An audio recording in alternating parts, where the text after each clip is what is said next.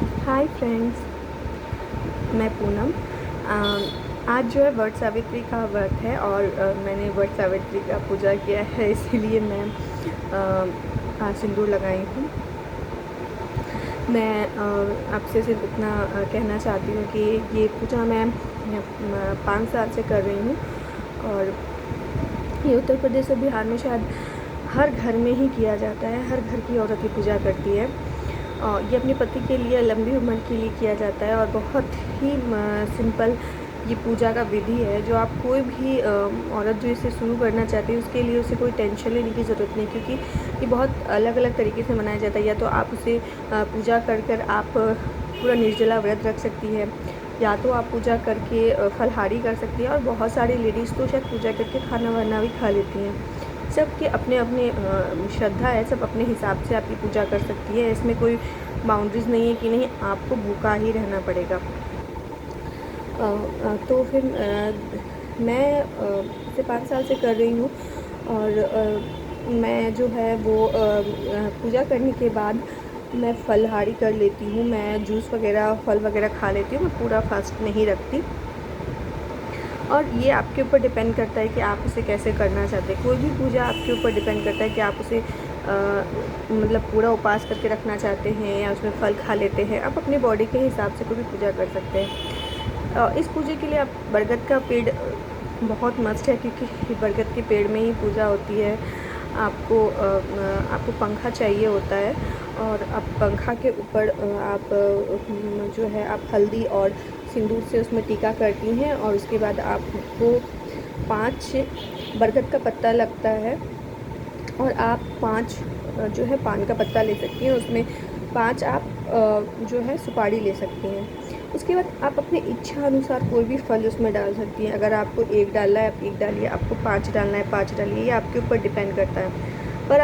पर इसमें मस्ट है कि आप अपने हिसाब से फल डालिए। उसके बाद आप अक्षत, लौंग, इलायची और उसके बाद फिर आप लड्डू बतासा उसमें डाल के आप मतलब पूजा कर सकती हैं।